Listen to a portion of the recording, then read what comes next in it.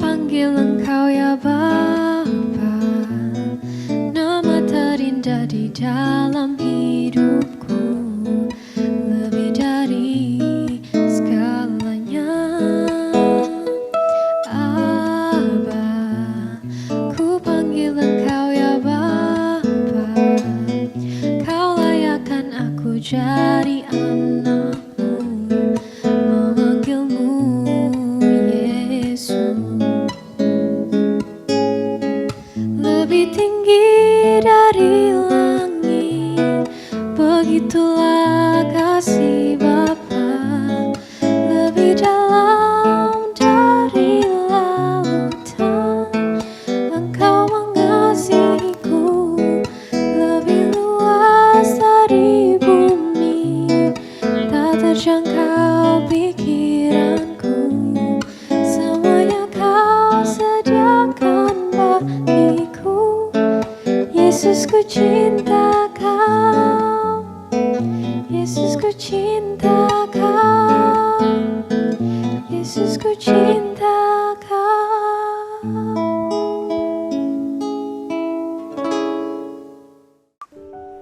Oke, selamat pagi, selamat siang, ataupun selamat malam untuk semuanya. Saya tidak tahu jam berapa saudara menonton video ini, tapi saya berharap saudara dalam keadaan baik-baik saja. Saya tahu kita ada di masa-masa yang tidak mudah. Masa pandemi ini masih berlangsung, tapi kita sudah melihat adanya sedikit harapan, bahkan mungkin bukan sedikit, harapan yang cukup besar yang terjadi di Indonesia maupun dunia. Vaksinasi sudah dilakukan, vaksinasi sudah berjalan dengan baik, bahkan sudah banyak sekali mungkin orang-orang terdekat kita juga yang sudah menjalani vaksinasi. Kita berdoa bersama supaya proses ini bisa selesai dengan baik dan dengan cepat.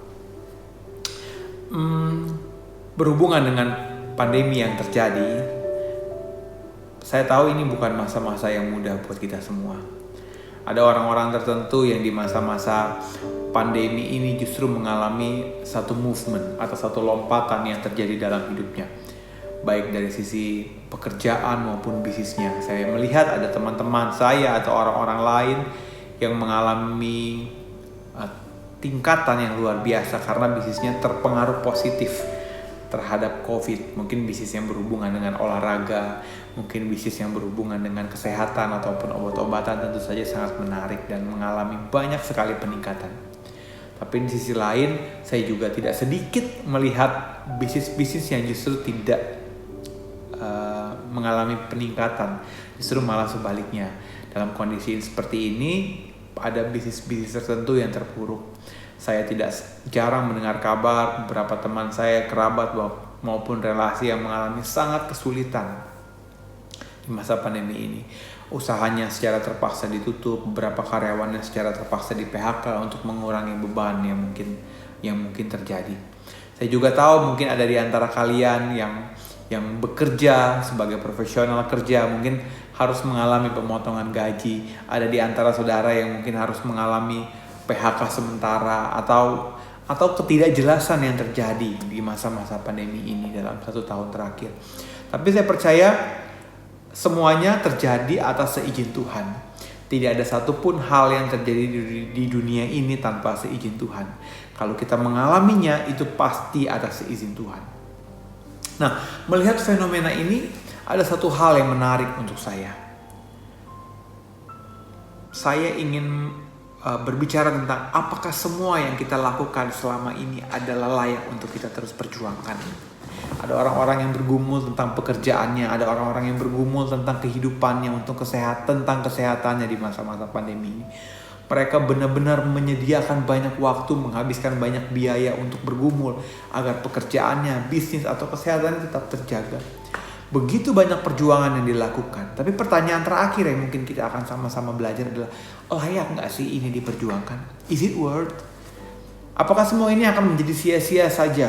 Apakah semua ini sebenarnya nanti akhirnya akan menjadi sesuatu yang tidak ada maknanya atau tidak ada artinya. Sehingga nanti kita akan bilang, ngapain ya gue lakukan ini kalau ujung-ujungnya kayak begini? Untuk apa gue perjuangkan selama ini kalau ujung-ujungnya adalah gue gak bisa mendapatkan apa-apa? Nah, pertanyaan besar yang kita gak bisa jawab sekarang, mungkin kita akan tahu hasilnya nanti.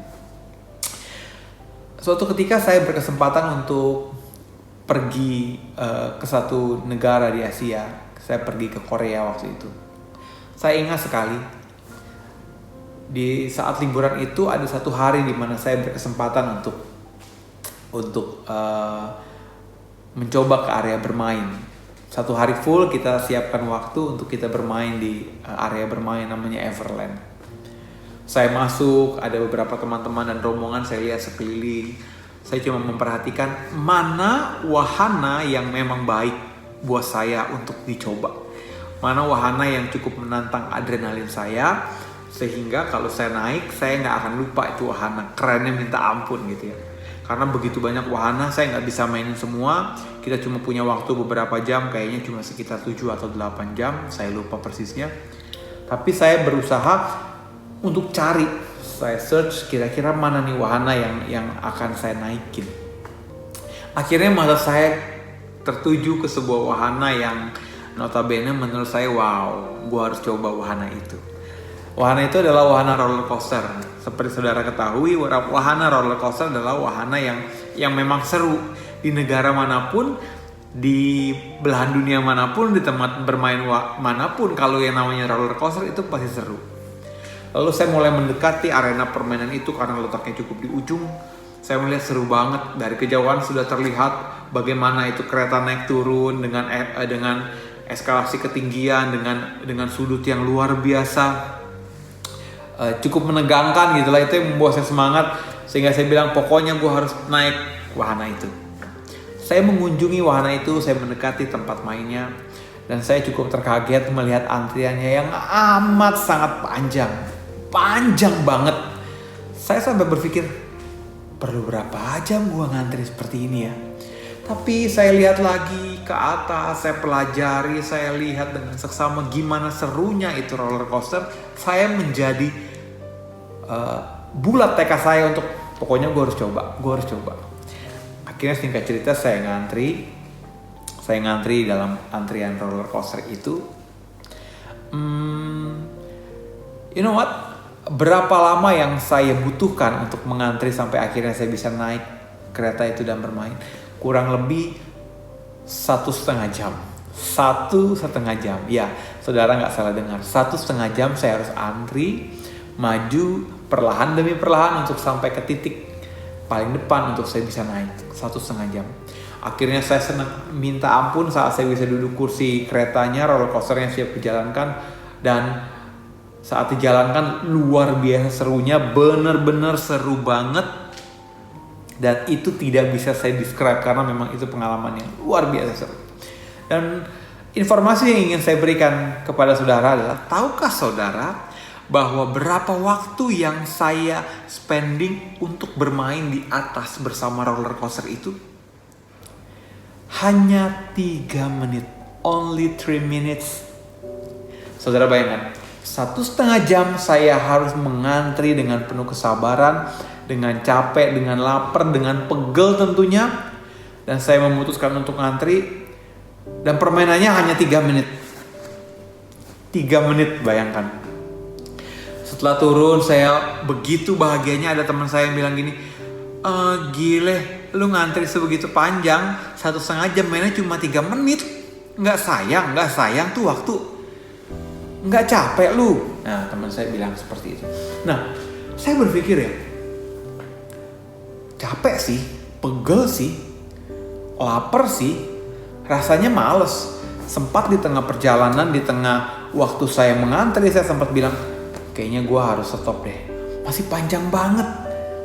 Tapi karena saya berkeyakinan atau bertekad bulat untuk terus melanjutkan, saya melanjutkan sampai saya naik dan akhirnya turun. Saya bilang, tapi terbayar kok, worth banget kok, saya bilang gitu. Tapi terbayar banget kok, ini tuh serunya minta ampun.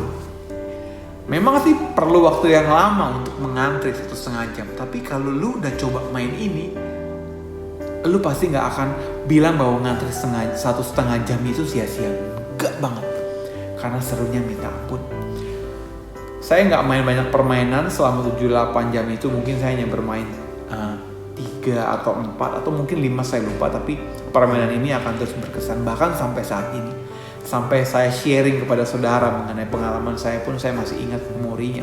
Betapa serunya main itu. Nah, ayo kita discuss sebentar. Perbandingan antara 1,5 jam yang saya gunakan untuk mengantri berbanding dengan 3 menit yang saya habiskan untuk bermain, itu sepertinya gak worth. Karena bayangin, waktu 1,5 jam terbuang hanya untuk menikmati permainan yang 3 menit. Tapi setelah saya turun, saya bilang worth banget. 1,5 jam ini worth banget. Karena gue punya pengalaman yang tidak bisa gue describe dengan kata-kata. Pengalaman yang benar-benar seru dan unik gitu ya. Gak semua orang bisa merasakan ini. Let us discuss sama-sama. Saudara pasti punya atau pernah mengalami ibu saudara memasak di rumah. Dia harus membeli makanan ke pasar, menyiapkan 1-2 hari sebelumnya.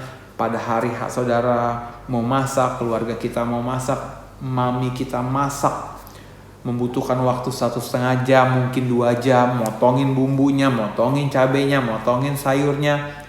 Rendam dulu dagingnya, siapin, dimarinate, dimasak, menuang bumbunya, masak, butuh waktu mungkin 1,5 jam sampai 2 jam. Nah, di tengah-tengah itu, saudara bisa bayangkan gak?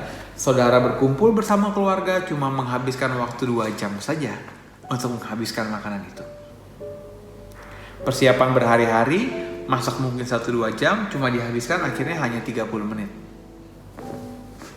Apakah terus ibu saudara bilang, gue nyesel nih? Saya menyesal deh kayaknya saya masak 2 jam, saya persiapkan segala sesuatunya sehari 2 hari cuma untuk dimakan anak saya 30 menit. Saya rasa no. Orang tua kita tidak mungkin berbicara seperti itu. Saya terlalu yakin dia tidak mungkin berbicara seperti itu. Kita juga tidak mungkin menyesal. Kasian banget ya mama masak 2 hari. Kasian mama banget tadi mama masak 1 jam, persiapannya 2 hari, kita makan cuma 1/2 jam. Enggak. Karena dengan makan 1/2 jam itu kita bisa kenyang. Semua keluarga bisa kenyang. Dan dia tahu, ibu tahu, mama kita tahu tujuan dia memasak apa. Ya memang untuk memberikan makan buat keluarganya, buat anak-anaknya tentunya. Tidak ada penyesalan tentang itu. Tidak ada ibu yang bilang bahwa saya nyesal masak 1 jam, lihat aja 10 menit aja udah habis tuh makanannya. No. Sama seperti analogi saya bermain roller coaster, saya nggak nyesel nunggu 1,5 jam karena saya bisa mendapatkan pengalaman 3 menit yang mungkin nggak pernah saya dapatkan lagi. Saya kasih contoh lagi, ibu yang melahirkan anaknya, dia harus hamil 9 bulan. Dia harus hamil 9 bulan dan akhirnya disesar cuma butuh waktu 30 menit. Apakah mungkin sang ibu berkata bahwa ngapain ya gue hamil 9 bulan, dikeluarkannya cuma 30 menit, sayang banget kayaknya gue hamil sampai 9 bulan. Gak mungkin. Karena dia tahu proses kehamilannya yang 9 bulan itu menghasilkan sebuah bayi, seorang bayi maksud saya, seorang bayi yang sudah menjadi manusia, yang itu adalah buah hatinya, darah dagingnya, dan dia sayang. Perjuangan 9 bulannya seperti tidak ada artinya. Karena setelah dia melahirkan, dia melihat seorang manusia yang adalah darah dagingnya yang akan dia sayangi. Tidak ada artinya 9 bulan.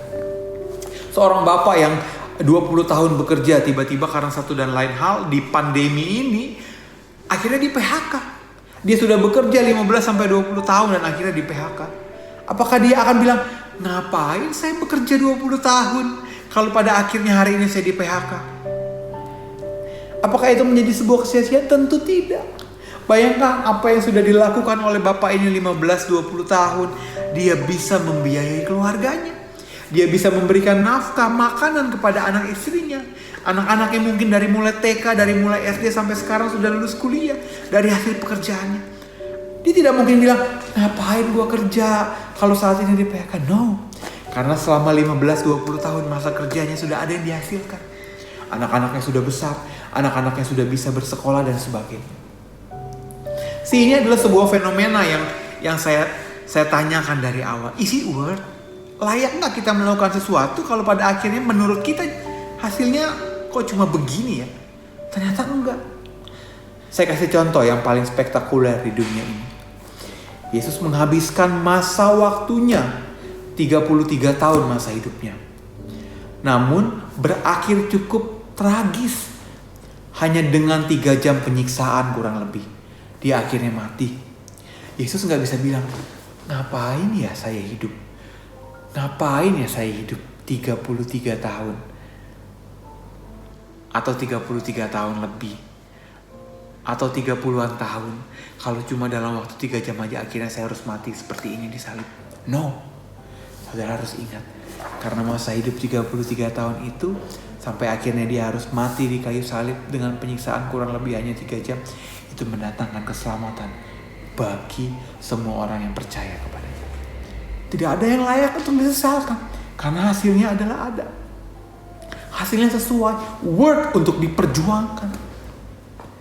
Nah, balik lagi ke dalam kehidupan kita. Di masa-masa yang tidak mudah ini, kita mungkin mengalami masa-masa yang sulit. Kita mungkin mengalami pergumulan yang sulit. Saudara mungkin mengalami pergumulan sulit. Saudara yang masih muda atau yang sudah bekerja mungkin mengalami pergumulan yang sulit. Mungkin ekonomimu sedang sulit. Mungkin orang tuamu sedang mengalami kesulitan keuangan. Mungkin keluargamu sendiri sedang bergumul. Tapi percayalah, masa-masa penantian, masa-masa perjuangan kita, masa-masa proses yang harus kita lalui tidak akan pernah berakhir dengan percuma. Ada hal yang pasti kita bisa pelajari dan kita petik. Selayaknya ibu yang 9 bulan hamil, penuh perjuangan tapi akhirnya dia menghasilkan, bisa melahirkan seorang manusia yang memang menjadi buah hati yang dia sayangi. Orang tua yang sudah bekerja 15-20 tahun tentu saja bisa menghasilkan buah. Melihat anaknya diwisuda, melihat anaknya bisa bertumbuh dengan baik dari hasil kerja kerasnya 15-20 tahun. Walaupun akhirnya mungkin dia harus di PHK. Ibu yang memasak butuh 1-2 hari untuk menyiapkan bahan makanannya. Bahkan dia harus memasak mungkin setengah jam, 1 jam, mungkin 2 jam. Hanya untuk dinikmati selama 30 menit. Tidak ada penyesalan tentunya. Karena dengan demikian keluarganya semua bisa makan. Saya tahu saudara dalam keadaan yang mungkin tidak mudah. Tapi percayalah tidak ada proses yang sia-sia. Tidak ada waktu yang terbilang percuma. Setiap jerih lelah selalu membawa kita kepada suatu hasil dan pelajaran yang berharga. Tapi kadang-kadang manusia susah untuk mengambil atau memetik makna dari setiap proses. Kita cuma bilang, aduh kok gini ya Tuhan, kenapa sih hidupku kayak gini? Kenapa sih aku kayak begini? Kok kayaknya hidup begini banget ya Tuhan? Semua apa yang saya cita-citakan, apa yang saya inginkan, apa yang sudah saya kerjakan kok kayaknya gak ada hasilnya. Itu yang kita lakukan sebagai manusia. Tanpa berpikir apa yang mau Tuhan kerjakan selanjutnya, apa hasil baik yang kita bisa dapat, kita malah mengeluh. Sekian mungkin tahun 2000 awal atau tahun 90-an ada satu lagu lama yang saya ingat sampai sekarang. Lagunya kurang lebih seperti ini. Ku beri yang terbaik bagimu, ku relakan segalanya, yang terbaik bagimu, segenap hatiku dan segenap jiwaku. Lagu ini sangat mudah dinyanyikan. Cuma terdiri dari sekitar 4 kalimat, 5 kalimat saja. Tapi maknanya sungguh dalam. Ku beri yang terbaik kepada Tuhan. Memberikan yang terbaik bukan sekedar memberikan persembahan. Bukan sekedar melakukan pelayanan di gereja. Membantu orang miskin, membantu orang lemah. Bukan. Semua yang saya katakan tadi tidaklah salah, justru sangat baik dan harus kita lakukan. Tapi memberi yang terbaik kepada Tuhan jauh lebih daripada itu. Memberi yang terbaik kepada Tuhan adalah menyerahkan seluruh hidup, jiwa, bahkan keinginan kita. Kita serahkan dan kita gantikan dengan keinginan Tuhan dalam hidup kita. Mungkin kita bercita-cita menjadi A, B, C, D. Tapi di satu waktu, mungkin selama ini kita menjadi berpikir, Tuhan, cita-citaku gak kayak gini, harapanku gak kayak gini, aku mau pekerjaanku gak hancur kayak gini, aku mau kesehatan dan keluargaku gak berantakan begini Tuhan. Tapi dengan kita berpikir bahwa kita mau memberi yang terbaik, kita tetap bisa berkata bahwa keadaanku memang gak baik Tuhan. tapi aku percaya kehendak-Mu jadi dalam hidupku. Makanya perkataan yang sangat berharga yang Yesus ajarkan dalam kehidupan kita adalah let your will be done. Sesaat sebelum dia disalib, dia sangat takut, tapi dia tetap bilang bahwa biar kehendak-Mu yang jadi. Ini sulit. Ini sangat susah untuk aku lakukan. Yesus bilang gitu. Tapi karena ini memang kehendak-Mu Bapa, aku akan lakukan. Hal-hal yang terjadi dalam hidup kita mungkin membawa kita pada hal yang kayaknya kita menyesal. Seperti ilustrasi saya, beberapa ilustrasi yang saya berikan tadi. Kayaknya sia-sia amat ya ngantri 1,5 jam untuk main roller coaster 3 menit. Kayaknya sia-sia amat ya hidup 33 tahun hanya untuk disalib dalam waktu 3 jam penyiksaan. Sia-sia amat ya hamil 9 bulan untuk menghasilkan bayi yang cuma 30 menit. Enggak ada sia-sia teman-teman. Semuanya ada maksud baik yang Tuhan mau kerjakan dalam hidup saya dan saudara. Tapi kita sudah terburu mengeluh, kita sudah terburu bilang bahwa kayaknya aku gak terima deh Tuhan keadaan ini. Itu perkataan yang kita lontarkan. Padahal sebenarnya memberikan yang terbaik adalah saat itu. Saat di momen dimana saudara mengalami kesulitan yang luar biasa. Saat dimana saudara sakit, saat dimana pekerjaan Anda mungkin tidak mencapai hasil yang baik. Saat mungkin saudara di PHK, bisnis saudara agak sedikit hancur dan berantakan. Di saat itulah mungkin saudara harus berkata bahwa aku udah usaha Tuhan. Tapi kalau ini memang Tuhan izinkan, let your will be done. Balik lagi ke judul khotbah saya, ke judul sharing saya hari ini. Is it worth? Apakah semua yang kita perjuangkan worth? Layak? Harganya apakah sesuai? Pertanyaan itu dengan mudah saya jawab. Dan saya ingin mengencouragement saudara saat ini adalah it is worth. Semua yang kita alami, semuanya worth. Karena Tuhan sedang mengerjakan satu bagian proses kehidupan kita untuk mendatangkan sesuatu yang lebih baik di akhirnya nanti. Makanya untuk menghadapi hal yang seperti ini, kuncinya cuma satu, ketaatan. Seperti Yesus yang taat kepada Bapa, dia mau melaksanakan semua prosesnya. Cuma satu, demi melaksanakan apa yang Bapa inginkan. Demi menyelamatkan umat manusia. Dia taat, Yesus taat sampai mati. Filipi 2 ayat yang ke-8, bahkan mati di kayu salib. Kenapa Bapa sangat meninggikan dia dan mengaruniakan Yesus nama di atas segala nama? Karena ketaatannya. Ketaatan tidak serta-merta membawa kita kepada kehidupan yang langsung baik. Ketaatan Yesus membawa dia mati ke dalam penyaliban. Matius 14 ayat 22-36. Yesus memerintahkan murid-muridnya untuk pergi ke tengah laut. Dia suruh loh murid-muridnya. Artinya apa? Murid-muridnya taat dan mengikuti perintah yang Yesus berikan. Tapi apa yang terjadi? Di tengah laut ada ombak, ada gelombang yang menakutkan. Apa yang ingin saya katakan adalah ketaatan mungkin tidak membawa kita ke dalam situasi yang langsung baik. Mungkin dengan ketaatan kita mengalami proses yang gue udah taat sama elu. Tuhan, aku udah berikan yang terbaik nih. Engkau ngomong apa aku ikutin. Apapun yang kau suruh aku lakukan. Tapi kenapa aku diperhadapkan pada situasi yang ini? Kita belajar dari kebenaran firman Tuhan. Ketaatan memang gak langsung kita bawa kepada hal yang baik. Ketaatan Yesus kepada Bapa membawa dia kepada penyaliban. Ketaatan murid-muridnya untuk mengikuti perintah Yesus melaut justru membawa dia mengalami ombak dan badai. Tapi perhatikan apa yang terjadi. Ketaatan Yesus memang membawa dia kepada penyaliban. Tapi setelahnya umat manusia bisa diselamatkan. Kalau kita hanya melihat penyalibannya, Yesus hanya melihat penyalibannya, pasti dia mengeluh. Pasti Yesus gak mau. Tapi karena Yesus tahu hasil dari penyalibannya adalah keselamatan bagi umat manusia, dia akan bilang, ini layak untuk saya perjuangkan. Aku mau taat kepadamu Bapa. Karena aku tahu di balik semuanya ini ada kehidupan yang bisa manusia terima. Bayangkan kalau murid-muridnya tidak taat, dia tidak akan bisa melihat mukjizat. Terutama Petrus. Petrus tidak akan bisa melihat kuasa Allah. Petrus gak akan bisa mengalami pengalaman yang tak terlupakan. Walaupun di awalnya dia mengalami badai dan angin topan yang mengamuk, kalau dia tidak taat, dia tidak akan bisa mengalami pengalaman yang luar biasa, yaitu berjalan di atas air. Memang awalnya mendatangkan keluhan, mendatangkan masalah, mendatangkan hal yang tidak baik. Tapi ujung-ujungnya ada kemuliaan, ada mukjizat, ada kesempatan yang Tuhan berikan. Ada hasil yang baik yang mau Tuhan tunjukkan nih. Upah dari ketaatanmu, mungkin awal-awal kamu melihatnya buruk. Tapi kalau engkau tetap lakukan, hasilnya pasti baik. Saya berharap saudara belajar sesuatu saat ini. Intinya adalah setiap apapun yang terjadi dalam hidup kita tidak ada yang sia-sia. Tuhan mau mengajarkan kita pada satu hal di mana kalau kita bisa melewati proses itu, melewatinya dengan rasa percaya dan taat kepada Tuhan, hasilnya pasti mendatangkan kemuliaan.